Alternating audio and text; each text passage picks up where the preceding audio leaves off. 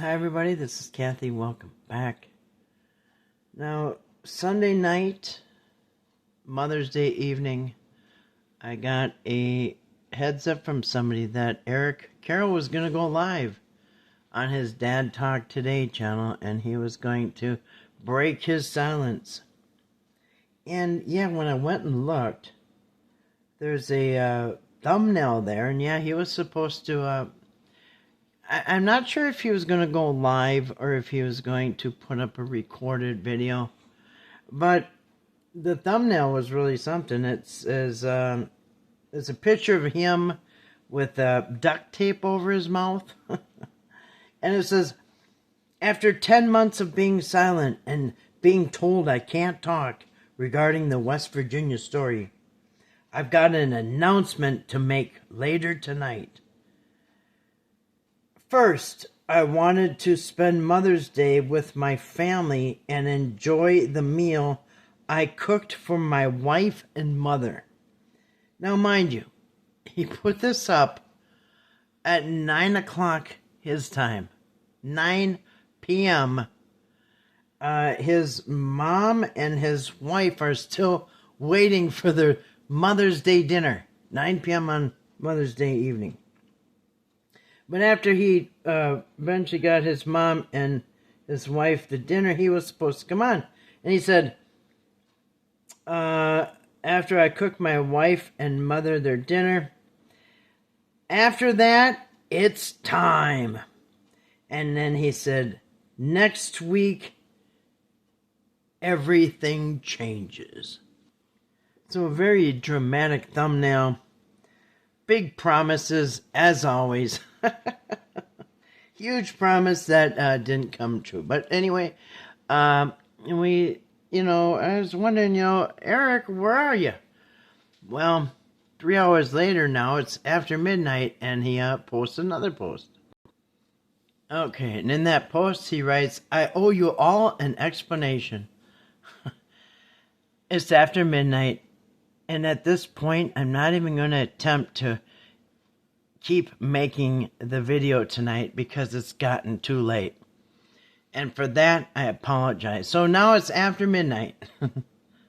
Hopefully, the wife and mother, ended up getting something. And he says, and for that, I apologize. I said something was coming tonight, and I wasn't able to deliver it. Well, Eric, to be honest, we're used to that, okay? Seeing you making these fantastic promises, too good to be true, and then they don't come true. So yeah, don't worry. We're not shocked. But anyway, go ahead. I said something was coming tonight, and I wasn't able to deliver it. But please understand me when I tell you this was not for lack of trying. My whole family is my witness. I gave this everything I had.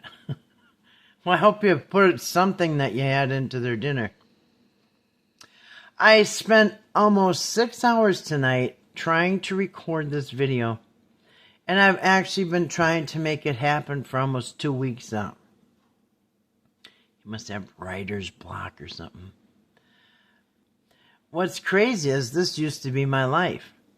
I used to sit down, hit record, and knock videos out in one take without even thinking about it.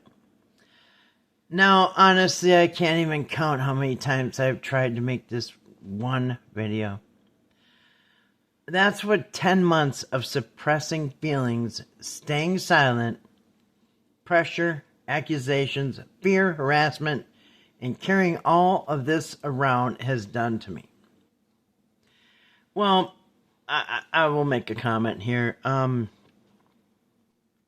to be fair, Eric, if you're listening, because I'm not going to be presumptuous and think he is for sure, but if you're listening, Eric, we remember that you just a few months ago, you came out and did a 4-hour live stream with your friend Mark there, where you went on and on and on and on and you broke your silence. But, maybe you forgot, but you did break your silence once already, and like I said. And then I think you did another podcast with him. And in fact, the live stream that you did with Mark, where you broke your silence last time, yeah, like I said, it was like 4 hours, and you had like, I don't know, 20,000 views or something. So yeah, you haven't been completely silenced, but yeah, I get it. That's what 10 months of suppressing feelings, staying silent, pressure, accusations, fear, harassment, I don't know, and carrying all this around has done to me. My doctor has had to medicate me for multiple things since this began. And every time I start talking about this situation, especially the painful parts, it's like my brain shuts down trying to avoid the hurt. I lose my train of thought, over-explain things, forget words mid-sentence. So this is obviously some mental issues going on that you've had to been medicated for. Because you said your doctor had to medicate you, and then you explain all these mental issues that you're having. So, yeah, anyway. Some of you saw me trying to do podcasts during all this. And the truth is, I thought finally speaking about it would make me feel better. It did the exact opposite. Now, it says I've been trying to doing podcasts. And he said he thought finally speaking about it would make you feel better. So again, you spoke about it on your podcast. I'm just saying you haven't been completely silenced. Like most of us remember that long 4-hour live stream that you did. It did the exact opposite. Every time I felt worse afterwards because I couldn't fully tell people the truth while being told to stay silent. Well, to be fair, Eric, you really could never really tell the truth, people the truth. So that's kind of, again, we've seen that before where you couldn't tell the truth. That pressure built up for months, and when I finally started talking, it all came pouring out at once. That's not who I normally am. And the truth is, this story did not begin last year. Those problems existed for decades. So, these mental issues here that he's been medicated for, is this what you're talking about? These problems existed for decades. Now, it's really hard to feel sorry for Eric because he injected himself headfirst into this Whitaker story. And, for somebody who really doesn't have a real tight grip on his own family, on his own admission, he made a channel and did all these podcasts telling everybody what a mess it's been with his own past relationship and child. And so also without a single qualification, he goes into the Whitakers like he's Dr. Phil with no qualifications. And you're commanding BJ to go into treatment, and Larry needs to do this. He's not fixing the toilet, and Betty's not doing her job, and this one's not taken care of, and that, like I said, like you were Dr. Phil, and you had all these issues going on yourself for decades. And then you think you can go fix somebody else's family. And Whitaker family's got some serious, challenges that even people who were qualified would have their hands full. But you thought you were the counselor and everything else. Sheriff. What made my involvement different was that I wasn't just documenting a family. I was documenting the actual conditions, the neglect, the needs, the failures surrounding that situation in real time. I mean, I don't know if he's trying to say he was like undercover. I really don't even know how to take this. So were you just there to, film the conditions, the neglect, and the failures there? I mean, I really don't even know how to take this paragraph here. You know, what we thought, and what I'm pretty sure the Whitakers thought, is that you were there to make video of them doing fun things, and then they could get a third of all that money that was supposed to come in. That never happened. So is this what you were really doing there? You're here to film, you're documenting the conditions, the neglect, failures in real time? Because, yeah, you did have a pretty tight relationship with that adult protection down there on a first name basis. And you had your, your connections down there in the courthouse and the sheriff department. According to you. You had all these ins and these connections in the government down there, in the courthouse, and you said it yourself. So is that what you were there for? Because, I'm sure all the donators and all the people who sent money in thought it was going to help the Whitakers, but they didn't get the money that they got promised. They thought you were there to film them and for them to make money. And I'm sure they also thought they were going to get an Amish log cabin that you promised. Or is that just part of the, undercover operation? Making promises that you weren't going to keep. And they were supposed to get donations and all kinds of things that they didn't get. Because you were too busy documenting their neglect and the failures. Anyway, he goes on to say, tomorrow night, come hell or high water, you're finally getting the truth I've wanted to give you this whole time, but I felt I couldn't. So, my question to Eric is, who kept telling you that you couldn't speak? I got a few questions. Who told you not to speak? Who kept telling you couldn't speak? Because, like I mentioned, at one point you did speak. For 4 hours you couldn't shut up, and you couldn't say enough about everything. So how is it you're told you couldn't speak, yet you did a 4-hour live stream with Mark, speaking a lot about everything? So my question is, who told you to be silent? And I have another question. Did the state police tell you that you were cleared from the investigation? We'd love to know that. I mean, I'm asking for a bunch of friends. We all want to know. Are you cleared from the investigation?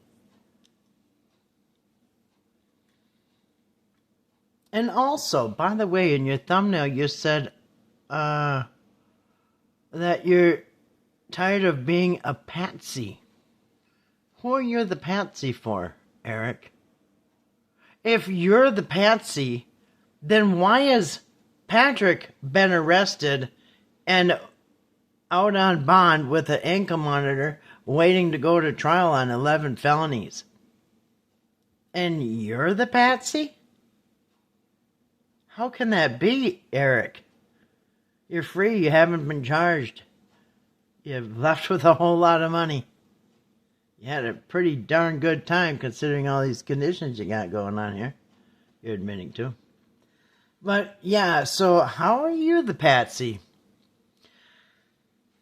How are you the scapegoat when, like I said, Patrick is waiting on trial for 11 felonies he's out on bail for, and you're the Patsy? Okay. Anyway, again, I'm not just asking for me, I'm asking for all these other people who want to know. So, and there's absolutely no way I'll be able to get all of this out in 1 or 2 videos. It's going to take time. I'm going to spend all next week trying to work through this piece by piece. It may only be part 1 tomorrow night, but you're getting it. If you pray, pray for me. If you don't, send me some well wishes. I almost thought this broke me. Okay, so like I said, I have no sympathy. I saw some comments where he got some sympathy. Get none from me. You're getting none, Eric. Now, I did just shout out your live stream for tomorrow night, so you can thank me for that. But I'm not going to give you sympathy because you're the one that injected yourself full stream into this Whitaker thing. You couldn't drive there fast enough, and you couldn't stay away. You saw the Whitaker's family more than you saw yours last summer. And then telling them that they don't know how to manage their money when you show up with $100 in your bank account and you're afraid your bills aren't going to clear. And you're going to, be the financial advisor? And your life is in shambles, and but you're going to be the family counselor? When yours is a hot mess on your own admission. Like I said, you made an entire channel. What a mess your relationships have been and your kid. So yeah, who told you to be silent? And yeah, like I said, you're not getting any pity from me. I mean, I'd pray for you. I'd give you well wishes, but I'm not going to give you any pity. Nobody told you to go into this full blast like that, and you really thought you're something. I didn't see all these mental problems. And by the way, you didn't tell us about all these mental problems or whatever you're doing. What you say there's... Anyway. You didn't, you told us you're the pastor's son. You do dad podcasts, and you're helping all these people, and, you didn't tell us this part, that you got all these issues that you've had for decades. People had to go snooping to find out this stuff. But, gratefully, you do spill the beans quite a bit yourself. And your friend Mark there spills the beans. And Dwayne spills the beans. I'm not sure if he's still your friend anymore. I notice he's noticeably absent, Anyway. So I'll be watching if you show up tomorrow, today, Monday. If you show up Monday night, with the recorded video or whatever, live stream, I don't know how you're going to do it. But if you do it this time, okay, because you're promising things you're not doing. But if you do, put something out tonight, you're darn sure I'm going to be watching. Because, yeah, it's going to be interesting because I've found out some more information. I'm going to be putting out another video on. But first I want to see what Eric's going to say. I want to see, what's this about a scapegoat? What about the charges? Maybe he's going to tell us all this. Maybe he's going to tell us about how he's been dropped from the investigation, how he gave all the money he owed, and all that good stuff, right? Well... Anyway, I guess we'll see, won't we? Anyway, thanks for watching. Peace.